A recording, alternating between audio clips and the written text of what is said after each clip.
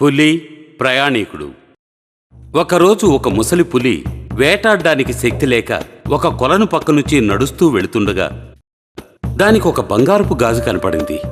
దేనికైనా పనికొస్తుంది, దీన్ని తీసుకుంటాను. నా దగ్గర ఇప్పుడు ఎర ఉంది, వేట కోసం ఎదురు చూడాలి. అప్పుడే అవతల ఒడ్డు నుంచి ఒక ప్రయాణికుడు వెళుతున్నాడు.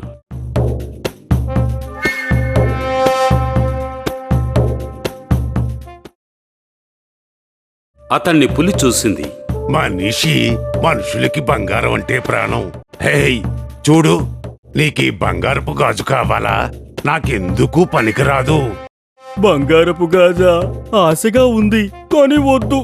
దానికోసం ప్రాణాల్ని పణంగా పెట్టలేను. నాకు బంగారపు గాజంటే ఇష్టమే, కానీ నీలాంటి క్రూర మృగాన్ని నమ్మడం ఎలా? నీకా సందేహం రావడం సహజమే. యవ్వనంలో ఉన్నప్పుడు నేను చాలా క్రూరంగానే ఉండేవాణ్ణి, కానీ ఇప్పుడు ఒక సన్యాసి చెప్పిన దానివల్ల నేను మారిపోయాను. నన్ను నమ్ము. నేను నీ దగ్గరికి వస్తే నా వాసన తగలగానే సన్యాసి మాటలను మర్చిపోతావేమో. లేదు, ఇప్పుడు నేను ముసలివాణ్ణి అయిపోయాను. నా పంజాలో సత్తా లేదు. అందుకని భయపడకు. రా, కొలను దాటి వచ్చి దీన్ని తీసుకో. ప్రయాణికుడికి బంగారం మీదున్న మోజు పులి మీదున్న భయాన్ని జయించింది. అది చెప్పేది నిజమేనేమో. వెళ్ళి దాన్ని తీసుకుందాం. అయితే అతను ఒక్క అడుగు వేశాడో లేదో అప్పుడే అయ్యో అయ్యో, బురదలో ఇరుక్కుపోయాను, సహాయం చేయండి, సహాయం చేయండి. అయ్యో పాపం, ఏమిటి బురదలో ఇరుక్కుపోయావా?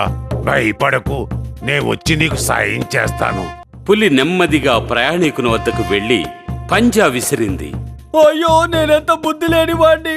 దురాశ దుఃఖానికి చేటని మర్చిపోయాను.